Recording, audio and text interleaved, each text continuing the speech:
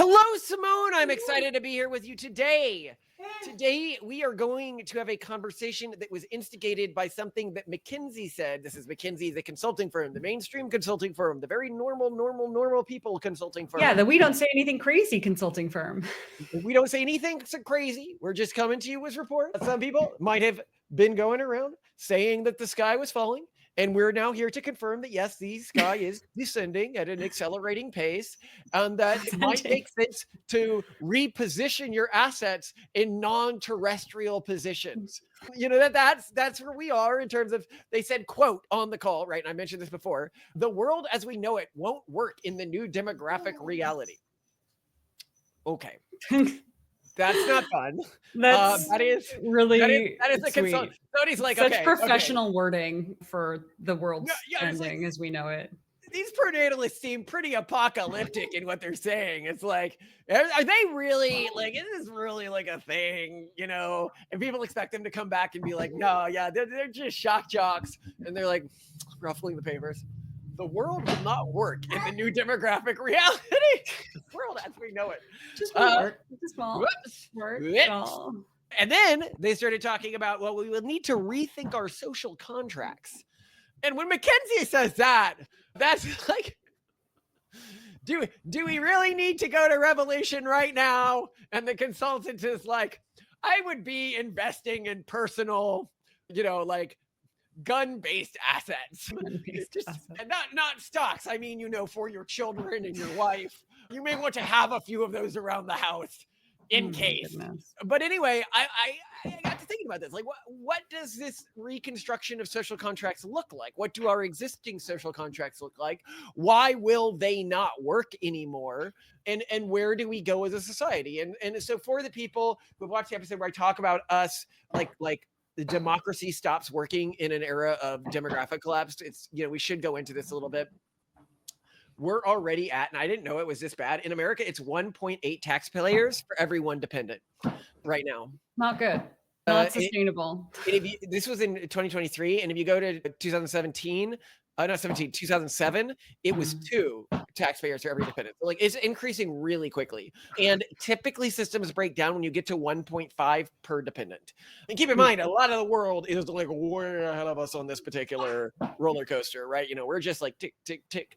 But other people, the has already started. So, you reach a point where the majority of a population is recipients of the state. And they are living off of the minority of the population who is essentially living as, I guess, sort of like slaves of the states to pay for the majority. And because the majority won't vote away their own rights or their own money or payment, they just don't turn off these systems. And then currencies collapses and you get revolutions and everything like that, right? Not great. Which basically makes democracies non-functional in the demographic reality in which we were entering.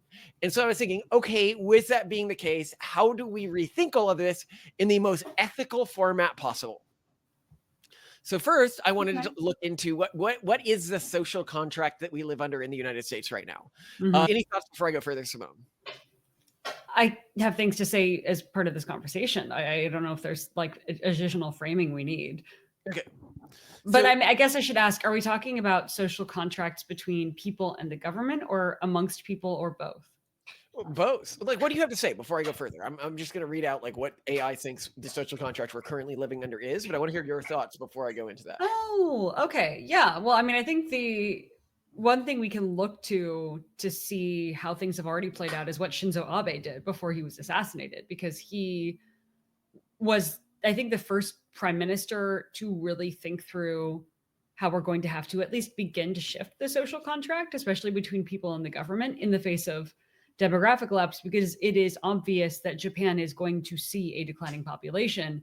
And he had to, well, he didn't have to, but he chose to decide to try to navigate the fact that they would not be able to support Social Security the way that a country with a growing population would, which is something we're going to have to encounter too. Because I think, based on current patterns, Social Security is going to go bankrupt by 2036 or 2037.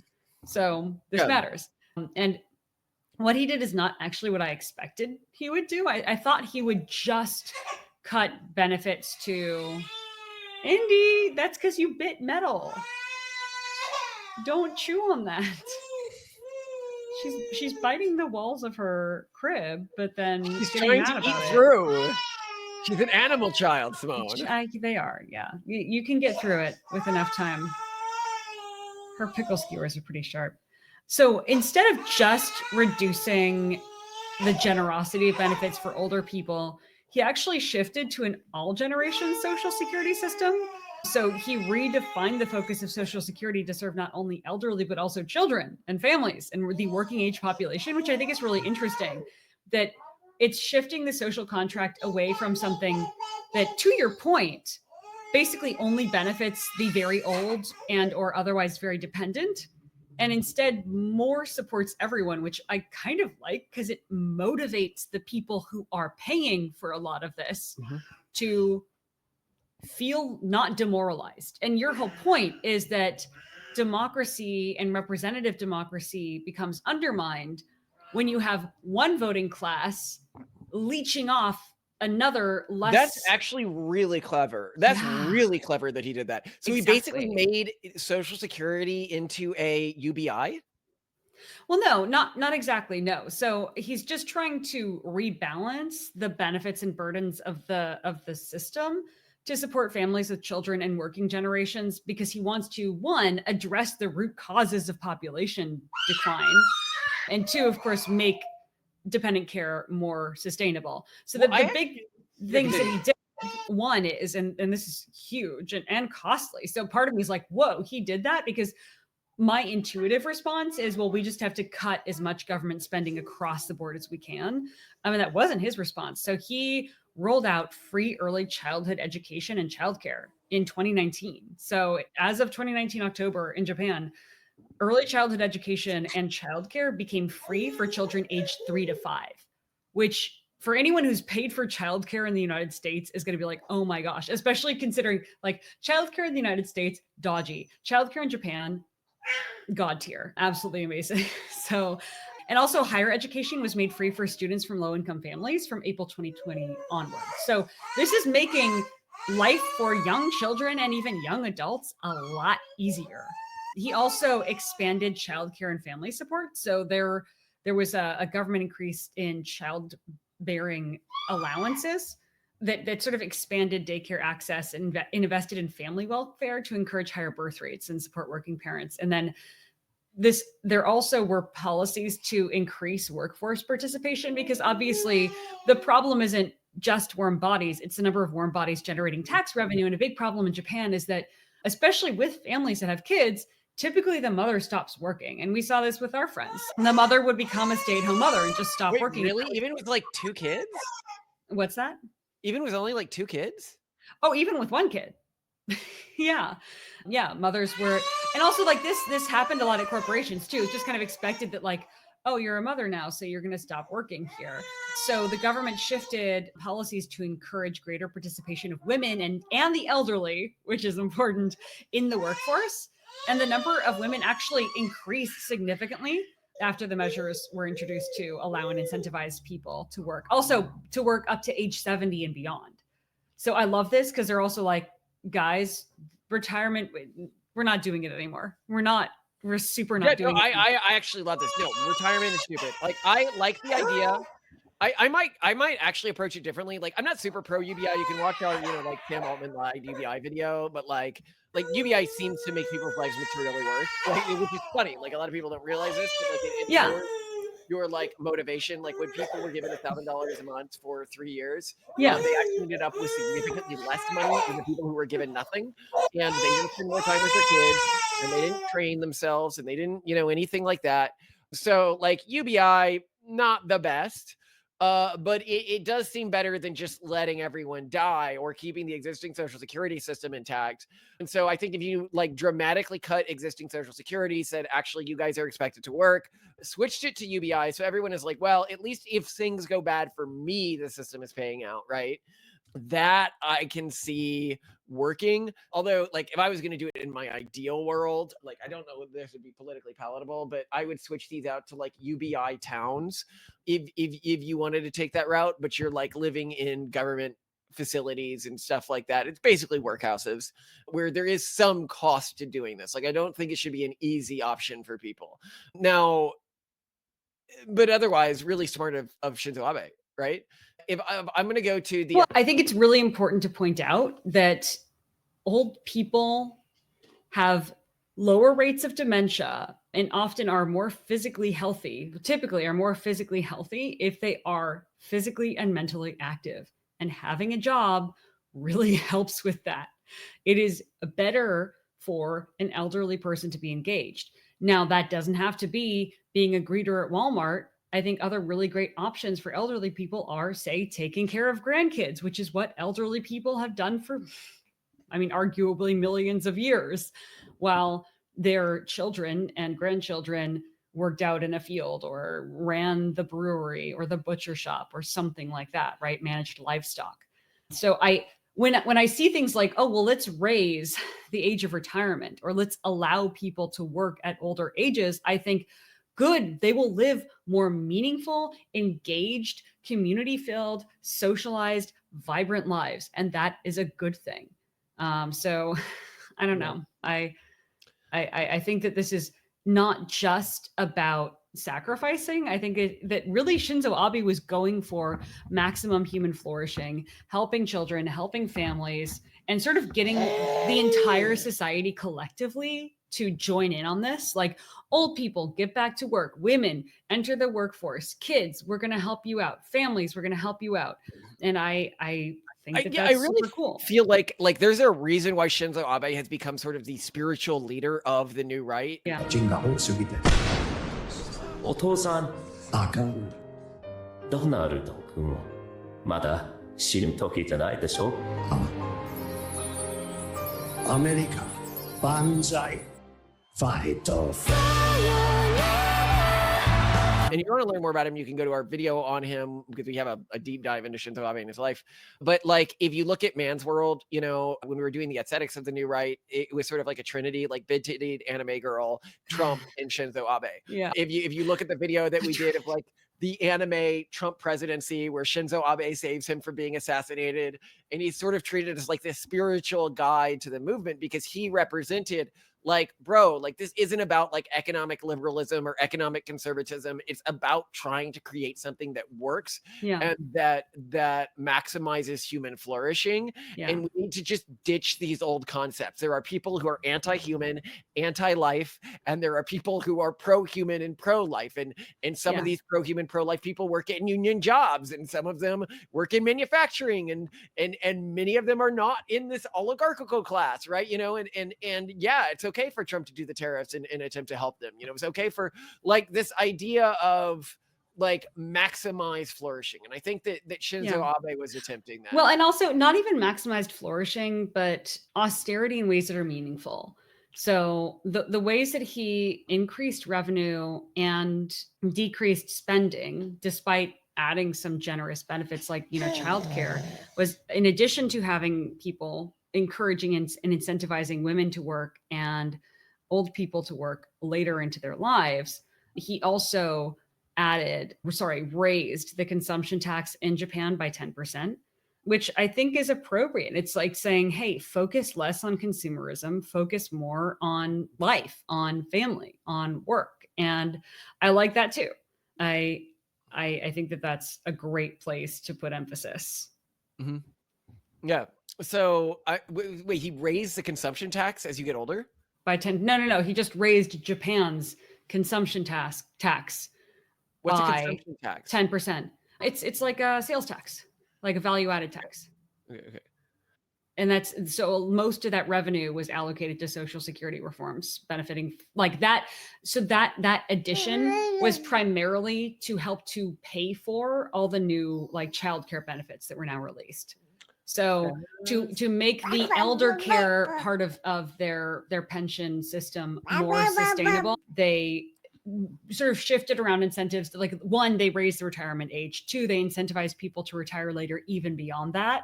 because then they would probably just, I don't know, die before using all their benefits.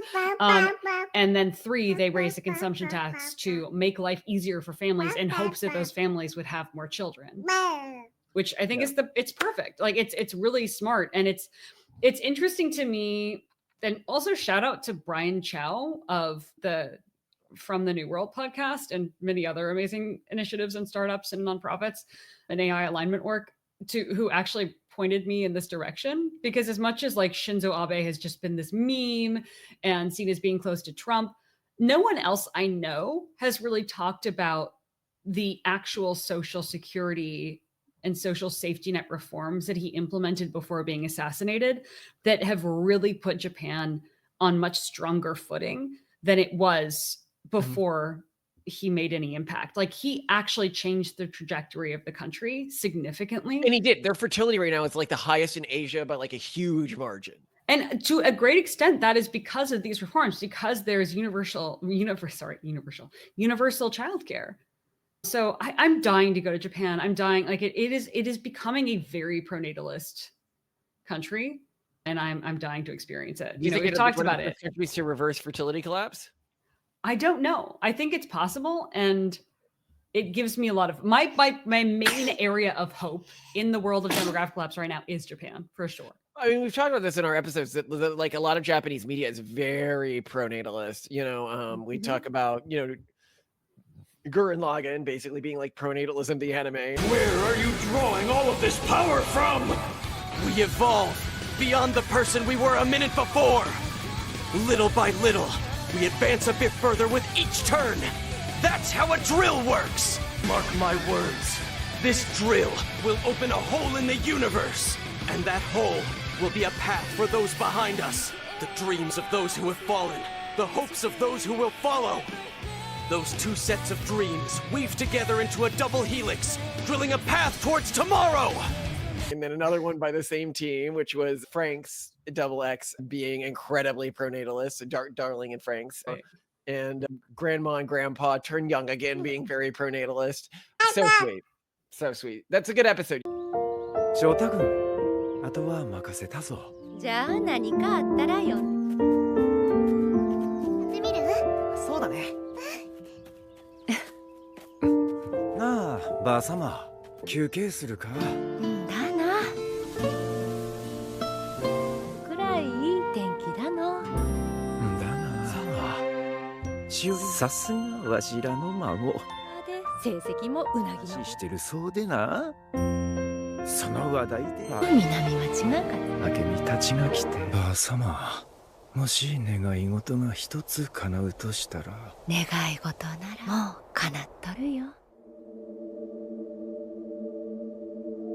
ばあさま、明日は何を？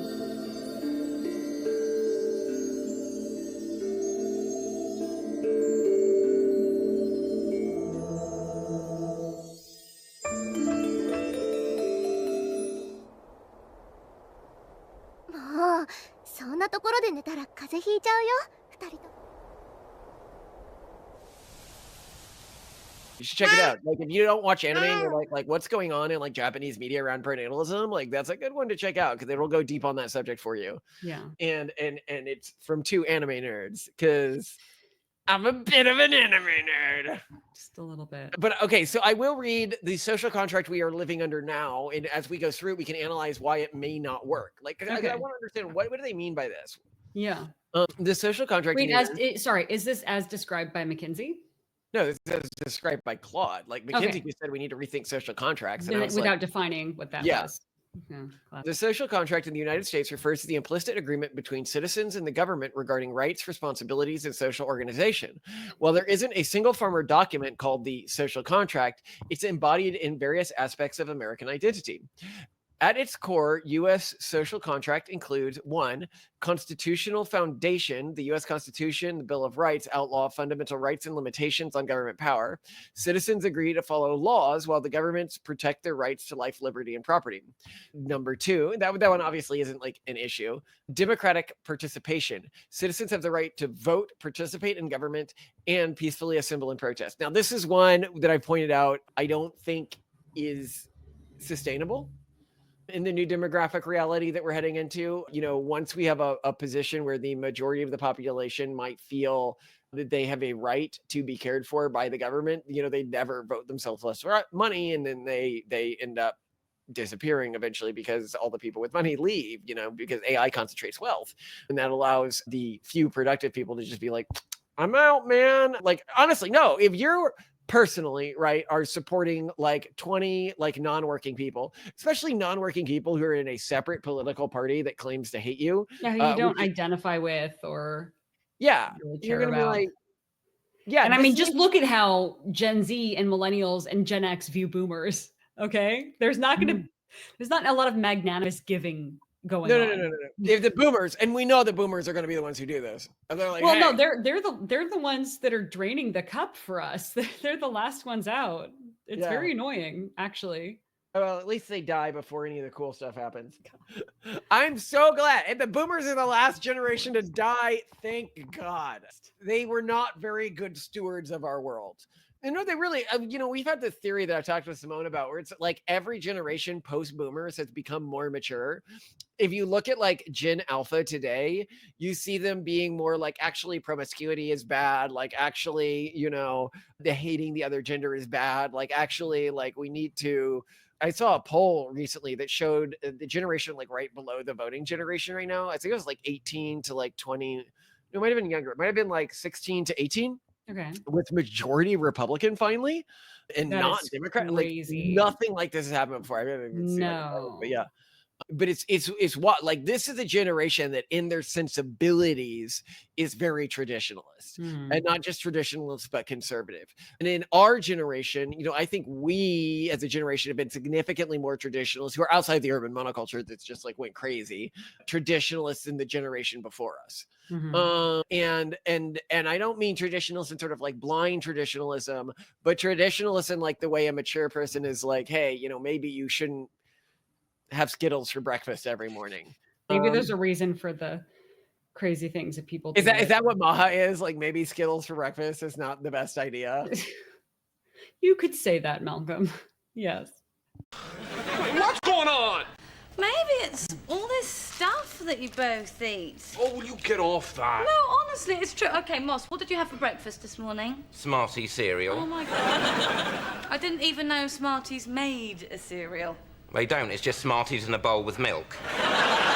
I just want our kids to have Fruit Loops, okay? Not Fruit Loops, but like fruit roll-ups and like juice and Squeeze-Its. And Squeeze-Its don't exist anymore. Did you guys know this? This is sad. At least there's still Twinkies. I can get them Twinkies, right, Simone? Like, why can't I just give them fun foods instead of just your poison of vegetables and fruits? What? They're gonna die if they eat that. Monkeys eat that, Simone. But anyway, I don't even get me started. We can't. This beautiful face here, this body is made up of Pop-Tarts and fruit roll-ups, Simone. That is what could you have been were you given slightly better resources as a child? The potential, maybe the behavioral problems you wouldn't have had. I don't know. I just did not. I had adults with behavioral problems. I didn't have behavioral problems. And what did they eat? They ate Italian food, and this is why Italy is falling apart. Empty carbs. True, actually. I guess you're right. I don't know what to tell you, Malcolm. We're going to what Claude says our current social contract is. So we have a baseline taxation, that we need to reinvent. Yeah. I was talking about democratic participation. I'm like, democracy as we understand it, I do not think will continue to work. I think that we're seeing sort of and this is what's really interesting. I think we're seeing a post-democratic alliance beginning to form in opposition to, so I think there's sort of like three big power groups, okay? I think there's the never democracy group. And I think people assume that the post-democracy group is going to become like the never democracy group. This is like your North Korea, your, like that sort of a thing, right? Like, Russia, I mean, it had like a democracy for a period, but it didn't like really transition to a post-democracy. These are demographically the equivalent to the countries that are high fertility because they didn't get their economy figured out and are just like desperately poor, and that's why they're high fertility. And then there's going to be other countries like Israel that like went through the demographic dip, like they got all of the wealth and then they found a way out of it. And I think the US will eventually get to that position as well, that they find a way to motivate fertility in spite of wealth and prosperity. And so I think that in the same way that you have this group that's like, we found a way to motivate fertility in spite of wealth and prosperity, you're going to have this group that leaves democracy because they see that functionally it's not working anymore. Yeah, they're being pragmatic. They're not being pessimistic or romantic about things. I'm sure they would have preferred democracy had it worked, most of them at least, right? Yeah. And I think the first country that we're seeing on this list is El Salvador, which we're seeing form a really tight partnership with Trump, which may be prophetic of what might be coming. Wow, but that's interesting. Yeah. No. I mean, like El Salvador, like if you know, the people in El Salvador like the current president, right? I think like, they're into it. Yeah, it would seem. If you look at like the murder rates, how much they've like progressively, like he can't just like lock up everybody who commits a crime. Like what? Watch me, dudes. Watch me. Watch. If like Trump did that, was all these like people who are like raiding like New York. I loved it. Remember when he was sitting next to the El Salvadorian president? He's like, "Next up, it's Americans. We got a lot of bad guys that are our own." It's just build great. more prisons. What a great way to handle prisons. Outsource them to another country. I mean, and El Salvadorian prisons are actually really nice. Like you were talking to me about them. Yeah, I mean, I guess there are some really bad ones, but I saw of YouTubers, like it was like an hour-long video where he goes through an El Salvadorian prison and he tours the various classes. They're learning how to, become plumbers and assemble toilets. They're doing first aid classes and they're learning basic CPR and health and first aid. They're learning how to be service professionals. And then he went to their farm where they make all of the food for the prisons. From farm to table, they grow the food. They have the chickens, they have the cows, they're using fresh milk. The food they were making looked amazing. And it's all fresh food, like made by prisoners. And I'm like, wait a second, they're learning practical trades. They had a band, the band performed. They're learning practical trades. This is like a commune. Neat. Like it looks neat. It did, yes. But like a very productive commune. A very productive all-male commune. And the people, they were like, yeah, I mean, obviously it's propaganda. So the people were like, yeah, this is great, whatever. But like, it actually, I'm like, how do I sign my kids up for a summer here? Like, this looks great. They have the lessons, they have the order, they have the cooking classes, they have that would look great on a college application. I spent a summer in an El Salvadorian prison. Yeah, intentionally. Yeah. It's wild. I need to send the video to you. I'm watching it thinking like, yeah, I'm going to see just how terrifying it is. And then I see, because all of the headlines that we saw are like men being squeezed together half naked in this very inhumane way, men in cages, like shoved into really tight it looks progressives make up. They just make it up. No, I don't think those photos are made up. And I do think those photos are real, but they take like they probably break people down pretty significantly before they start building them up again. But I don't know, like sometimes when you hit rock bottom or when you end up, addicted to drugs or in like a really dark place in your life, that kind of jarring trauma, for lack of a better word, is an important part of the process. That there's this huge disruption and this huge anchoring contrast of true rock bottom. And then from there, you're glad to be entering a life of structure and discipline, because it's a lot better than that rock bottom period and than the cages, which really sucked. So I don't know. Not me saying that we need to rethink the social contract. This is McKenzie saying we need to rethink the social contract. Yeah, but without any of the inconveniences. McKenzie's like, we have to rethink this without talking about any of the like what part of they don't mean the constitutional foundation. They might mean democratic participation. Well, we'll go over the other parts. What could they have meant by this? Yeah. I think that's what they mean is democratic participation. And I think that we're going to see well, for sure, it's Social Security. For sure, it's stock markets and the economy. I think there's a lot. I don't actually. I would be surprised if McKenzie was thinking that far ahead to democracy, because they're very mercenary in their focus. So they're trying to sell to people who are manufacturing diapers. Oh no, and doing I very think short-term they stuff. were. I absolutely think they were. I mean, it's just so obvious that the democratic system isn't going to work in a post-demographic collapse world. To you, no one else in this movement has talked about it. I mean, aside from Curtis Yarvin, who's not talking about it in the context of demographic collapse, he's talking about it in the context of ideal design. And again, I'm not saying I like this. Democracy has done great things for human civilization. I like that. If demographics were stable, I think democracies could stay stable. But we are forcing the hand of sort of the reality. It's the same way that, like, me pointing out that in Europe, when you import tons of people from a different culture and a culture that does not want to acclimatize to your culture, does not want to convert to your culture, and they are antagonistic to your culture, and you import them and they have a higher fertility rate than the native birth culture, eventually either the native birth culture is eradicated or they violently expel these individuals or expel them in some means, right? And there is almost no way to expel people at the scale that things have gotten in Europe that doesn't look horrifying. Like, progressives are teeing up a genocide. And like, I'm like, why are you doing this? Like, you can't, like, it's the same with the demographic collapse thing. They are teeing up fascism. I'm like, I don't want fascism. I don't want genocides. Stop teeing this up. Stop making this an inevitability. Stop importing people who don't want to join the local culture, right? Like, stop creating a demographic scenario where eventually the majority of the population will be on social services and democracy will stop working, right? Like, this is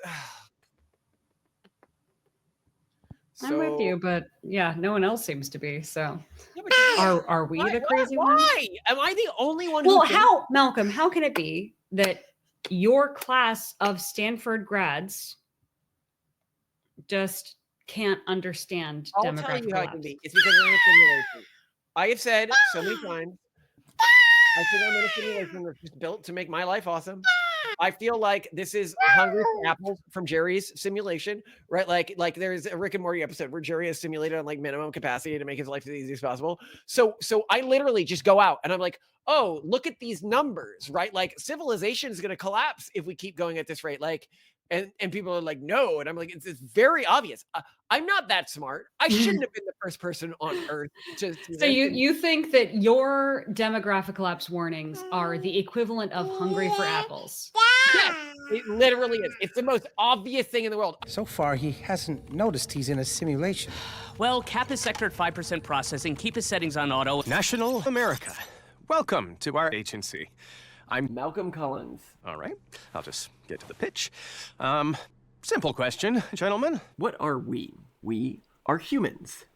We, therefore, would not want a world without humans. Well, say something. Do you like it? Yes. You do? Yes. So, I sold it? I sold the idea? Yes. Oh my God, thank you. You're welcome. Thank you. You're welcome. Thank you. You're welcome. Hello. Guess who just sold the Humans campaign? Who just sold the humans campaign? Me! Oh, civilization is about to collapse. Look at the number of people, the unit of civilization. And then the group against me is like, humans are bad. And I'm like, actually, humans are good. Like, that's not a shocking statement or anything like that. I almost prefer that you believe this simulation thing instead of the dark truth of what a huge segment of developed world humanity believes. Think the world would be better without any humans. 70% of a census representative population in the US. I think that in other countries, people are a little bit more reasonable. I hope so, at least. But we'll see. But yeah, I mean, I come out here and I say this stuff and everyone's like, you're a racist. You racist. And I'm like, oh, come on, can we just like engage with the information here? Like, this is yeah, but the obviousness of all of this. So how does the social contract need to be reinvented? Okay, next point of the social contract. Taxation and social services. Citizens pay taxes, and in return, the government provides public services like infrastructure, education, national defense, and certain social programs. Well, I think that this part of the social contract is actually what's going to change the most. I think that we're going to go to a system that only gives back to people who pay taxes. I don't think it makes sense to have a system that services people who are net drains on the system. I see this as feasible, but not in a way that's going to scare people. In that I think that we're going to see basically AI pleasure-induced sterilization, and that will create like an option for people to essentially go into what we've talked of as like pleasure pods, like made in, like maybe in, like a in you know a capsule hotel style building where you're in a constant VR environment with a haptic suit and a catheter hooked up and a feeding tube, and you're just kind of like living in paradise. And you eventually will die and you won't reproduce, you won't have kids, and then this huge segment of what used to be a dependent population will be sterilized, and all that will be left are those who choose to strive and work and in this case be tax generators for whatever governments or city states they live within. So I think it's more that like, but what I think will also happen is that governments will just dissolve, and then basically communities will be forced to take care of their own. And so there will be dependence in any population, because I think people are also empathetic and they care for their own. So in places where governments just crumble, you're just going to have extended family clans and communities taking care of dependents, taking care of the elderly and the sick, and they're not going to be able to do so as well as many wealthy governments now. So yes, a lot of people will die, but it's not like people are just going to be abandoned, because people are actually mostly nice. People actually care. Yeah. And if you want to see our longer take on this, you can watch our episode on MAID, which is this Canadian assisted suicide program. It's the question: if homeless people are sad, is it okay for the government to kill them? Like, okay, next one is rule of law. All citizens, including government officials and rich people, are subject to the same laws enforced through an independent judiciary, which, obviously this is why Luigi was such a thing, because people don't feel that this is true anymore. We don't feel that everyone is actually subject to the same laws. We don't feel that the CEO who is killing people was subject to the same laws as the average person. And so people are like, if you have no way to remediate this, extrajudicial measures seem appropriate to many people. Yeah. And you're going to see more vigilante justice and vigilante action. And maybe also like as police departments lose their funding, as fire departments lose their funding, what we're going to see again is a rise in private security and a rise in maybe fire departments like there were in early Philadelphia. And I didn't know that there wasn't just one private fire department, because so if you walk around Philadelphia and you look at some of the old houses, some of them have these stone medallions over their doors. Those are remnants from the old firefighting system, where if you didn't pay your fire insurance and you had a house that was burning down, no one would come and help you. And so maybe people will start paying for services like that. In fact, there were I learned this, fire companies in Philadelphia, because there were multiple, that formed to serve houses that had trees in front of their homes, because there were some companies that were like, got a tree in front of your home, I'm not gonna, even if you pay, I can't help you, like you don't qualify. There were some that were like focused on different ethnicities, like maybe like the Irish versus whatever, and they like threatened to take each other out, or like tried to burn down each other's like fire. That's hilarious. Yeah. So like, but I do like, we have been here before. We have lived with governments that don't take care of everything before, and we will entrepreneurially and creatively develop solutions around that. What's going to be really interesting is that we're going to be super powered with AI when this happens. So it's going to be very different than it was before. It's not just going to be this low tech, like crew of men running around with a bunch of hoses or like a big fire tank. This could be a series of drones that automatically comes to your home when your smoke detector goes off, or when your AI-enabled camera detects. Yeah. Like, I think it's like maybe a Boston Robotics dog is going to come in and spray everything down with like some modern fire extinguishing foam. So I think it's going to be interesting. And I agree with you. This is definitely something that needs to be navigated again. But I think it's going to be something that is going to be entrepreneurially like privatized. And the solutions are going to be quite interesting. Yeah, and the final one here that I think is interesting is federalism. Power is divided between federal and state governments, providing different levels of authority and responsibility. I think we're already seeing this breakdown. Like, if democracy is the problem, right? You centralize the authority, and whether it's in El Salvador or the United States, I believe we're seeing a centralizing of the authority around the executive branch. I don't know if this is like ethically the best way, but it seems to be the way that things are naturally going right now.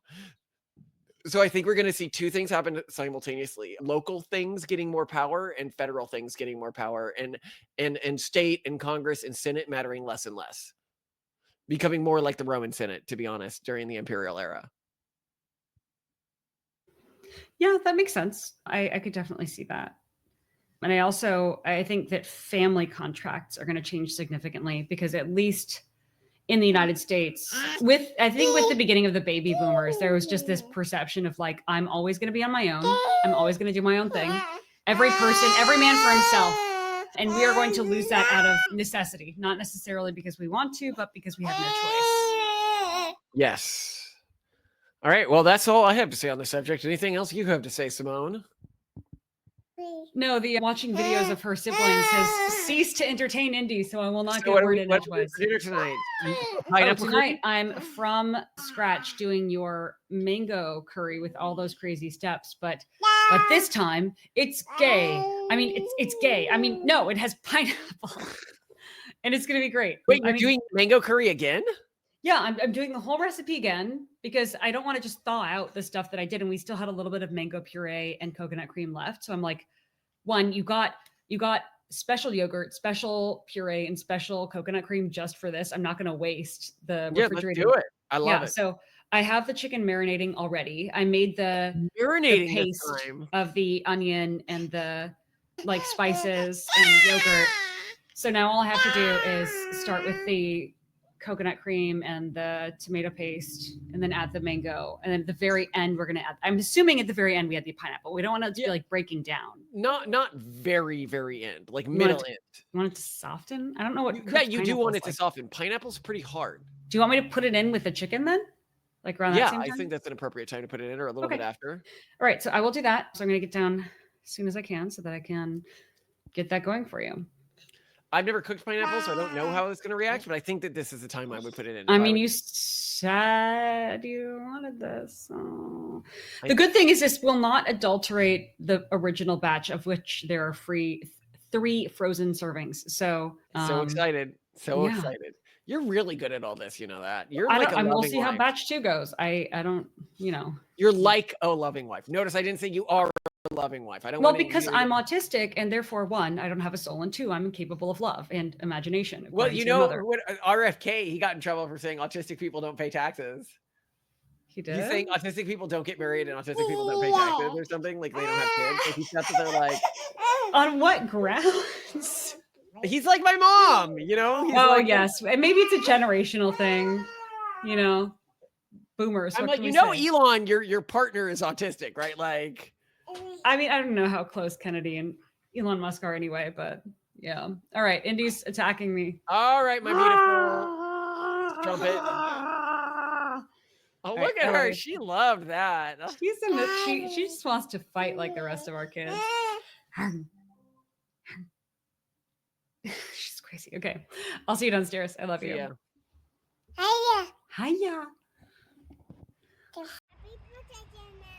Can you say too, Toasty? Happy birthday, Diana! Yay! Happy birthday, Diana!